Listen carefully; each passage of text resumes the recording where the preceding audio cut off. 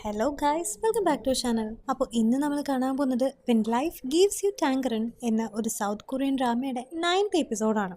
അങ്ങനെ കഴിഞ്ഞ എപ്പിസോഡിൽ ഏസിന്റെയും ഗ്വൻസിക്കിന്റെയും മകളായിട്ടുള്ള മ്യങ് അവളുടെ ആഗ്രഹം പോലെ പുറത്തേക്ക് പഠിക്കാൻ പോകുന്നതുകൊണ്ട് തന്നെ അവൾക്ക് വേണ്ട പൈസയെല്ലാം സെറ്റ് ചെയ്യുന്നതിന് വേണ്ടിയിട്ട് അവര് ജെജു ഐലൻഡിൽ ഉണ്ടായിരുന്ന അവരുടെ വീടും സ്ഥലമൊക്കെ വിറ്റിട്ട് ഇപ്പൊ സിയോളിലേക്ക് വന്നിട്ട് അവിടെ ചെറിയൊരു അപ്പാർട്ട്മെന്റിൽ താമസിക്കുന്നത് നമ്മൾ കഴിഞ്ഞ എപ്പിസോഡിൽ കണ്ടതാണ്. അങ്ങനെ ഈ ഒരു എപ്പിസോഡിന്റെ സ്റ്റാർട്ടിങ്ങിൽ തന്നെ ഏസിനും ഗ്വൻസിക്കും കൂടിയിട്ട് അവരുടെ സാധനങ്ങളെല്ലാം ഇപ്പൊ പുതിയൊരു അപ്പാർട്ട്മെന്റിലേക്ക് എടുത്തു വെക്കുന്നതിന്റെ ഇടയിൽ തന്നെ അവിടെയുള്ള എല്ലാം ഇട്ടെറിഞ്ഞിട്ട് ഇവിടേക്ക് വന്നതിന്റെ ആ ഒരു വിഷമമൊക്കെ ഏസിന്റെ മുഖത്ത് ശ്രദ്ധിക്കുന്ന ഗ്വൻസിക്കാകട്ടെ ഇപ്പൊ അവളെ അവരുടെ റൂമിലേക്ക് വിളിച്ചിട്ട് ആ ഒരു റൂമിന്റെ വോൾ തന്നെ മാറ്റിയിട്ട് അവൾക്ക് ഇഷ്ടമുള്ള പോലെ ഫുള്ള് ഫ്ലോറൽ ആയിട്ടുള്ള പാറ്റേൺ ഒക്കെ വെച്ചിട്ട് സെറ്റ് ചെയ്ത് അവൾ ഹാപ്പി ആക്കാനായിട്ട് ശ്രമിക്കുന്നുണ്ട്. അതേ സമയത്ത് തനിക്കിതൊന്നും ഒരു പ്രശ്നമല്ലെന്നും എവിടെയായാലും അവൾ ഗ്വൻസിക്കിന്റെയും തന്റെ മക്കളുടെയും ഒപ്പം തന്നെയല്ലേ, അവരെവിടെയാണോ ഉള്ളത് അതാണ് തന്റെ ഹോമെന്നും ഇവിടെ അവൾ എന്തായാലും ഹാപ്പി ആയിരിക്കുന്നൊക്കെ ഏസിന് ഇപ്പൊ പറഞ്ഞിട്ട് ഗ്വൻസിക്കിനെ സമാധാനിപ്പിക്കാനായിട്ട് നോക്കുന്നുണ്ടെങ്കിലും ശരിക്കും ഏസിന് ഏതെങ്കിലും റിച്ച് ആയിട്ടുള്ള ഒരാളെ കല്യാണം കഴിച്ച് അവൾക്ക് ഇഷ്ടമുള്ള പോലെ ഒരു നല്ല ലൈഫ് ലീഡ് ചെയ്യാനായിട്ട് പറ്റിയേനെന്നും എന്നെ കല്യാണം കഴിച്ചതുകൊണ്ടാണ്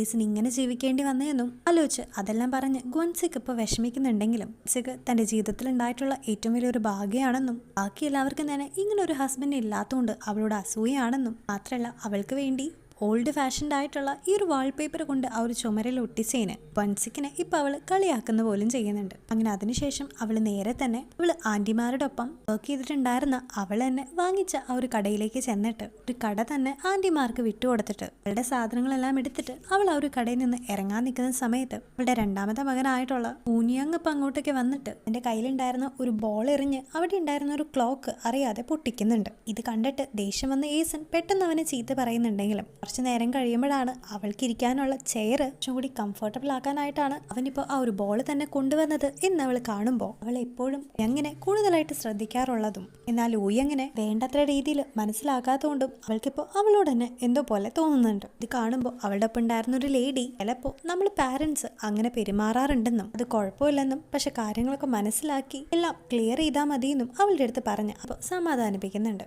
ഇതേ സമയത്ത് എബ്രോഡ് എത്തിയിട്ടുള്ള മ്യങ് ആകട്ടെ എന്റെ വീട്ടുകാർ തങ്ങൾക്ക് വേണ്ടി എത്രയൊക്കെയോ കഷ്ടപ്പെടുന്നതിനൊക്കെ ആലോചിച്ച് അവളിപ്പോൾ കരഞ്ഞുകൊണ്ടൊക്കെ ഇരിക്കുന്നുണ്ട്. അങ്ങനെ പിന്നീട് അവള് ജപ്പാനിൽ നിന്ന് തിരിച്ച് സിയോളിലേക്ക് എത്തിയിട്ട് വീണ്ടും അവളുടെ സ്റ്റഡീസ് ഒക്കെ കണ്ടിന്യൂ ചെയ്യാനായിട്ട് സിയോളിൽ തന്നെയുള്ള ഒരു വീട്ടിൽ ഇപ്പം മ്യങ് ഒരു പേയിങ് ഗസ്റ്റ് ആയിട്ട് താമസിക്കുന്നുണ്ട്. ഈ ഒരു വീട്ടിലേക്ക് കയറി വരാനായിട്ട് ഇത്തിരിയൊക്കെ കഷ്ടപ്പാടായതുകൊണ്ടും പിന്നെ അവളുടെ ആ ഒരു മുറി തന്നെ വളരെ ചെറിയൊരു മുറി ആയതുകൊണ്ടും അവൾക്ക് അത്രയും റെന്റും കൊടുക്കേണ്ടി വന്നിട്ടുണ്ടായിരുന്നില്ല. മാത്രമല്ല ആ ഒരു റൂമിന്റെ ഡോർ ലോക്കിന് ഒരു കംപ്ലൈന്റ് ഉള്ളതായിട്ടും നമ്മളെ കാണിക്കുന്നുണ്ട്.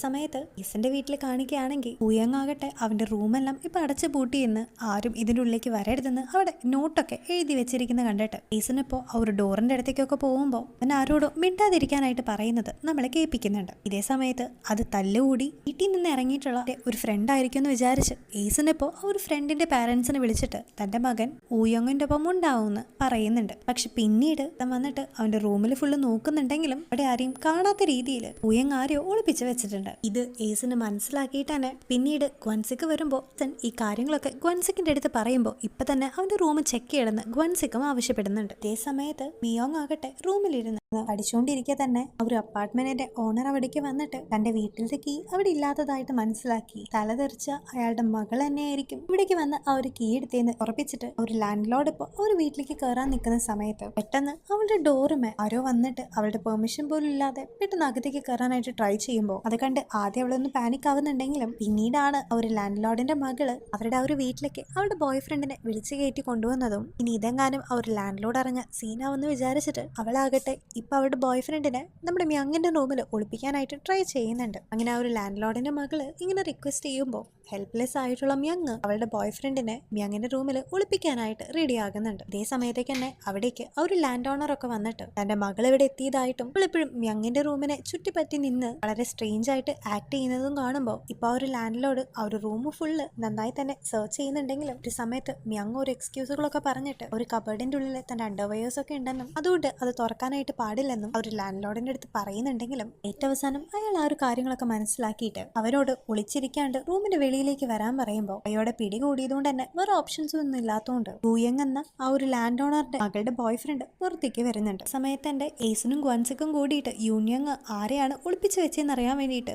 അവന്റെ റൂമിൽ വന്ന് പരിശോധിച്ച് അത് തുറന്നു നോക്കുമ്പോൾ അത് ഏസൻ വിചാരിച്ചിരുന്ന പോലെ ഒരു ആൺകുട്ടിയല്ലെന്നും അത് ഒരു പെൺകുട്ടിയാണെന്നും അവർക്ക് മനസ്സിലാകുന്നുണ്ട്. അങ്ങനെ പിന്നീട് ഏസനും ഗ്വൻസിക്കും കൂടിയിട്ട് രണ്ടുപേരും ഇരുത്തി പരസ്പരം കാര്യങ്ങളൊക്കെ സംസാരിക്കുമ്പോഴാണ് ഇത് അവന്റെ സ്കൂളിൽ പഠിക്കുന്ന ഒരു കുട്ടിയാണെന്നും അവർ രണ്ടുപേരും തമ്മിൽ റിലേഷനിലാണെന്നും യുയങ് പറയുന്നത്. മാത്രമല്ല അവന്റെ ഈ ഒരു വീട്ടിൽ അവന് പ്രത്യേകിച്ച് വിലയൊന്നും ഇല്ലെന്നും അവർക്ക് മ്യങ്ങിനെ മാത്രമാണ് കാര്യമൊന്നും, പക്ഷെ ഇവളാണ് ആദ്യമായിട്ട് എന്നെ മനസ്സിലാക്കി എൻ്റെ ഒപ്പം നിന്നതെന്നൊക്കെ പറയുന്നുണ്ട്. ഇതേ സമയത്ത് അവരവളുടെ പേരൊക്കെ ചോദിച്ചു വരുമ്പോഴാണ് അവളുടെ ഇനീഷ്യലില് ബൂ എന്ന് കിടക്കുന്നത് കണ്ടിട്ട് കുട്ടി ശരിക്കും ഇസന്റെ ബ്ലൈൻഡ് ഡേറ്റും ഒരു വില്ലേജിന്റെ ചീഫും വൺസിനെ പലതവണ ഉപദ്രവിച്ച ബൂ എന്ന അയാളുടെ മകളാണ് ഈ ഒരു കുട്ടിയെന്ന് അവർക്ക് രണ്ടുപേർക്കും മനസ്സിലാകുന്നത്. ഇത് കേൾക്കുന്ന ഈസൻ പല തവണകളിലായിട്ട് പാസ്റ്റിൽ വെച്ച് ഈ ഒരു കുട്ടീനെ കണ്ടതൊക്കെ ആലോചിക്കുന്നുണ്ട്. ഇതേ ടൈമിൽ ഗ്വൻസിക് ആകട്ടെ പാരമ്പര്യം തന്നെയാണ് തന്റെ രണ്ട് മക്കളും ഫോളോ ചെയ്യുന്നത് കണ്ടിട്ട് അവന്റെ ഏസന്റെയും പാസ്റ്റിനെ കുറിച്ചും ചിന്തിക്കുന്നുണ്ട്. ഇരിക്കെ ബൂ വന്നിട്ട് തന്റെ മകളെ അവളുടെ വീട്ടിൽ നിന്ന് വിളിച്ചോണ്ട് പോകുന്നുണ്ട്. ഈ ഒരു സമയത്ത് വളരെ ഓക്വേർഡായിട്ട് തന്നെ നിൽക്കുന്ന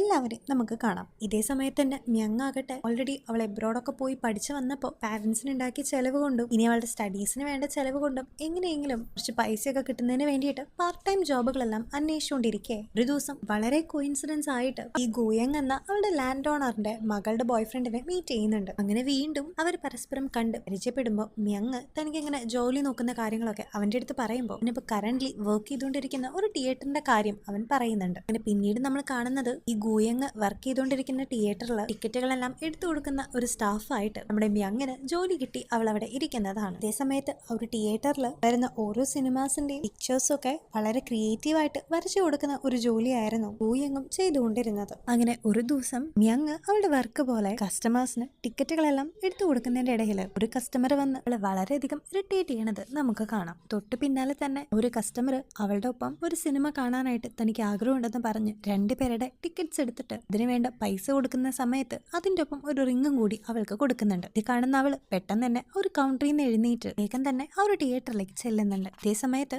അവൾ ഇറിറ്റേറ്റ് ചെയ്ത ആ ഒരു കസ്റ്റമറും നേരെ തന്നെ ആ ഒരു തിയേറ്ററിലേക്ക് തന്നെ ചെല്ലുന്നുണ്ട്. ഈ ഒരു സമയത്താണ് അത് മറ്റാരും അല്ലെന്നും അവളുടെ ബോയ് ഫ്രണ്ട് ആയിട്ടുള്ള യങ് ആണെന്നും നമുക്ക് മനസ്സിലാകുന്നത്. അങ്ങനെ രണ്ടുപേരും കുറെ നാളുകൾക്കൊക്കെ ശേഷം പരസ്പരം കണ്ട ആ ഒരു സന്തോഷത്തില് അവിടെ വെച്ച് അവരുടെ ഫീലിംഗ്സ് ഒക്കെ എക്സ്പ്രസ് ചെയ്ത് ഹഗ് ചെയ്യുന്നുണ്ട്. ഇതേ സമയത്ത് തന്നെ അവിടെ ഉണ്ടായിരുന്ന സ്ക്രീനിങ് ഹാളിലൂടെ ഇവര് രണ്ടുപേരും ചെയ്യുന്നതെല്ലാം ഗോയങ്ങും അടുത്ത വേറൊരു സ്റ്റാഫും കാണുന്നുണ്ടായിരുന്നു. തൊട്ടു പിന്നാലെ തന്നെ മ്യങ് അവനെയും വിളിച്ച് സ്ക്രീനിന്റെ പുറകിലേക്ക് പോകുമ്പോൾ അവന്റെ ഒപ്പം ഉണ്ടായിരുന്ന ഒരു സ്റ്റാഫ് ഇത് കണ്ട് ആകെ എംബരാസ്ഡ് ആയിട്ട് നിൽക്കുമ്പോൾ യങ്ങും കൂടിയിട്ട് അവിടെ വെച്ച് കിസ് ചെയ്യുന്നുണ്ട്. ഇതേ സമയത്ത് തന്നെ ഗൂയങ് ആകട്ടെ അവിടെ വെച്ച് ആ ഒരു തിയേറ്ററിൽ അവരുടെ നാഷണൽ ആന്തം വെച്ച് കൊടുക്കുമ്പോൾ അത് കേൾക്കുന്നതും യങ്ങും ആകെ സ്റ്റില്ലായി പോകുന്നുണ്ട്. ഇതിലൂടെ തന്നെ ഇന്റൻഷനലി അവരങ്ങനെ സ്റ്റില്ലാക്കാൻ വേണ്ടിയിട്ടാണ് ഗൂയങ് അങ്ങനെ ചെയ്തതെന്ന് നമുക്ക് മനസ്സിലാക്കാനായിട്ട് സാധിക്കും. അങ്ങനെ പിന്നീട് മ്യങ്ങിനെ അവളിപ്പോ റെന്റിന് താമസിക്കുന്ന ആ ഒരു വീട്ടിലേക്ക് ആക്കി കൊടുക്കുമ്പോൾ അവർ പോകുന്ന ആ ഒരു വഴി ഫുള്ള് സേഫ് അല്ലെന്നും അവിടെ കുറെ പേര് മിസ്സിംഗ് ആയിട്ട് റിപ്പോർട്ട് ചെയ്തതും കുറെ പേര് കുറെ വൃത്തിയായിട്ട കാര്യങ്ങളൊക്കെ എഴുതി വെച്ചിരിക്കുന്നതും അങ്ങനെ ആകെ ഫുള്ള് അൺക്ലീൻ ആയിട്ടൊക്കെ കിടക്കുന്നത് യങ് ശ്രദ്ധിച്ചിട്ട് അവൻ ആകെ ഭയങ്കര ഇറിറ്റേറ്റഡ് ആയിട്ട് നിൽക്കുന്നുണ്ട്. ഇതേ സമയത്ത് തന്നെ ഗൂയങ് ആകട്ടെ അവന്റെ ഗേൾഫ്രണ്ടിനെ കാണാമെന്ന് പറഞ്ഞിട്ട് യങ് താമസിക്കുന്ന അതേ ഒരു വീട്ടിലേക്ക് തന്നെ വന്നുകൊണ്ടിരിക്കുന്നുണ്ട്. ഇതേ സമയത്ത് തന്നെ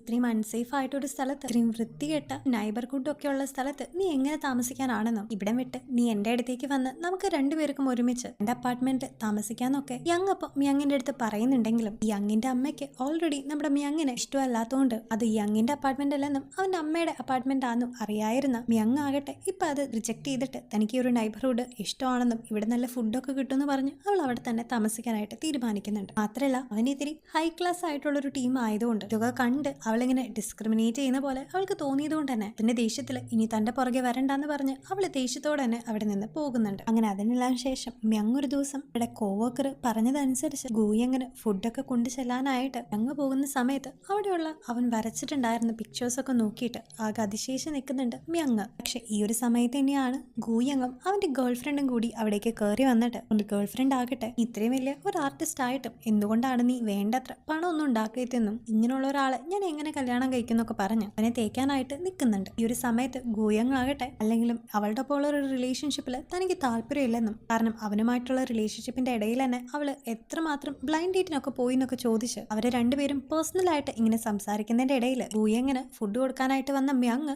ഇതെല്ലാം അവിടെ നിന്ന് കേൾക്കുന്നുണ്ടായിരുന്നു. പക്ഷെ ഈ ഒരു സമയത്ത് തന്നെയാണ് അവിടേക്ക് ഒരു ഫോൺ കോൾ വന്നിട്ട് ഇത് കട്ട് ചെയ്യാൻ നോക്കുന്നതിന്റെ ഇടയിൽ അവളുടെ ലാൻഡ് ഓണർ സാറിന്റെ മകളും ഗൂയങ്ങിന്റെ ഗേൾഫ്രണ്ടും ആയിട്ടുള്ള ആ ഒരു ലേഡി അവളെ കൈയോടെ പിടിക്കുന്നുണ്ടെന്ന് മാത്രമല്ല അവളിങ്ങനെ ഗൂയങ്ങിന് ഫുഡൊക്കെ കൊണ്ടു കൊടുക്കാനായിട്ട് വന്നതാണെന്ന് പറയുമ്പോൾ അതൊക്കെ വെറുതെ അവൾ ഉണ്ടാക്കി പറയുന്ന കഥകളാണെന്നും ശരിക്കും അവൾ ഗൂയങ്ങിന്റെ വേറെ ഒരു ഗേൾഫ്രണ്ട് ആണെന്നും അവർ തമ്മിൽ വേറെ ഒരു രീതിയിൽ റിലേഷൻഷിപ്പ് ഉണ്ടെന്നും പറഞ്ഞിട്ട് അവിടെ അവൾ ഒരു സീൻ ഉണ്ടാക്കുമ്പോൾ ഇതെല്ലാം കേട്ടോണ്ടിരുന്നിട്ട് നമ്മൾ തമ്മിൽ അങ്ങനെയൊന്നും ഇല്ലെന്ന് എങ്ങനെയെങ്കിലും അവളെ പറഞ്ഞ് മനസ്സിലാക്കാനായിട്ട് മ്യങ്ങും ഗൂയങ്ങിന്റെ അടുത്ത് പറയുമ്പോൾ വീണ്ടും വീണ്ടും അവൾ ഓരോന്ന് പറഞ്ഞ് നിങ്ങൾ രണ്ടുപേരും ഒരുപോലത്തെ ആൾക്കാരാണെന്നും നിങ്ങൾ രണ്ടുപേരും പരസ്പരം ഡിസേർവ് ചെയ്യുന്നുണ്ടെന്നൊക്കെ പറഞ്ഞ് അവൾ രണ്ടുപേരെയും വളരെ ഡീഗ്രേഡ് ചെയ്ത് സംസാരിക്കുമ്പോൾ അത് കേട്ട് ദേഷ്യം വന്നിട്ട് ലാസ്റ്റ് ഗൂയങ് അവളുടെ അടുത്ത് മിണ്ടാതിരിക്കാനും മ്യങ് നിന്റെ പോലെ അല്ലെന്നും അവൾ സിയോൾ യൂണിവേഴ്സിറ്റിയിലൊക്കെ കയറിയ ഒരു ബ്രൈറ്റ് ആയിട്ടുള്ളൊരു സ്റ്റുഡൻ്റ് ആണെന്നും ഈ ആകട്ടെ ഒരു സ്കൂൾ ഡ്രോപ്പ് ഔട്ട് ആണെന്നും പറഞ്ഞ് അങ്ങനെ സപ്പോർട്ട് ചെയ്ത് സംസാരിക്കുമ്പോൾ അത് കേട്ട് ഇംപ്രസ്ഡ് ആയിട്ട് മ്യങ് നിൽക്കുന്ന ഒരു സീനോട് കൂടിയിട്ട് ഇന്നത്തെ എപ്പിസോഡ് ഇവിടെ എൻഡ് ചെയ്യാണ്. സോ ഗൈസ്, നിങ്ങൾക്ക് ഈ എപ്പിസോഡ് ഇഷ്ടപ്പെട്ടാൽ നമ്മുടെ വീഡിയോ ലൈക്ക് ചെയ്യാനും ചാനൽ സബ്സ്ക്രൈബ് ചെയ്യാനും ആരും മറക്കരുത്.